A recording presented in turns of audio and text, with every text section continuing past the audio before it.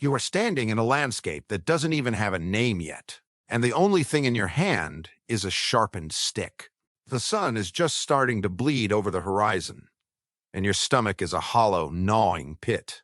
There's no grocery store, no takeout app, no fridge to raid at 2 in the morning. Your entire world, your entire existence for the next 12 hours revolves around one singular, desperate question. What are you going to eat today? It's not about cravings or calories, it's about survival, and the clock is already ticking. Now, let's be real for a second. We look back at our ancient ancestors through this romanticized lens, imagining them as these wise, noble beings in tune with nature. And sure, they were. But nature is also a ruthless, chaotic pantry. You can't just pop in for a loaf of bread. You have to work for every single morsel. You have to outrun a beast, or outsmart a root, or climb a tree for a handful of fruit that might be ripe, or might be filled with worms. It's a gamble, every single day, and the house always has an edge. But imagine this. You're not the one with the stick today. You're the one watching the forest line.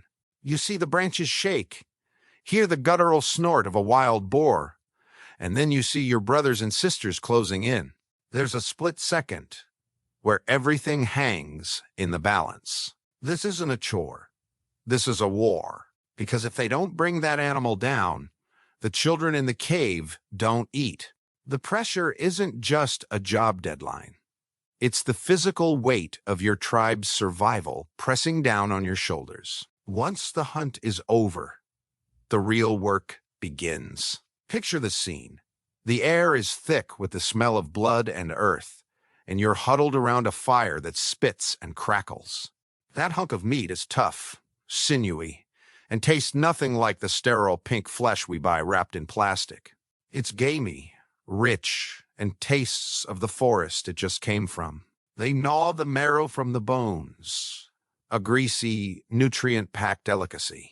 They aren't just eating dinner. They are absorbing the life force of an animal that was running free just hours ago.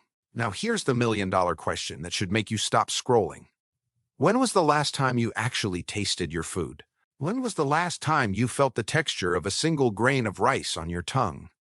Or smelled the soil on a carrot you just pulled from the ground?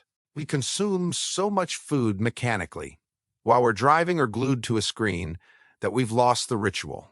We are eating for fuel, but we've forgotten the connection between the land and our lips. The incredible realization is this. Our ancestors didn't just eat meat. Their diet was a chaotic, seasonal scramble. It was a handful of bitter, wild berries in the summer, a pile of acorns painfully leached of their toxins in the fall, and a constant gnawing hunger in the winter when the earth went barren.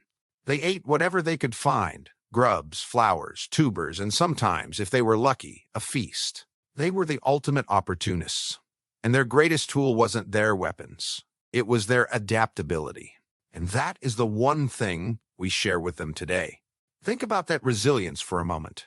They survived on pure instinct and innovation.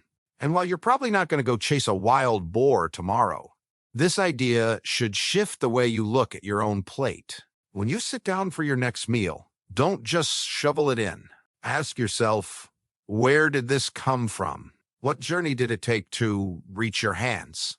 It's a small question, but it connects you to that primal story. So the next time you sit down for dinner and you're staring at a plate of food that's a little too perfect, a little too easy, remember the fire, the fear, and the fellowship of that ancient meal.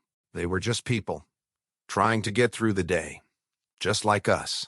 And when they broke bread, or rather broke a bone for the marrow, they weren't just filling a void. They were making history, one dangerous, delicious bite at a time.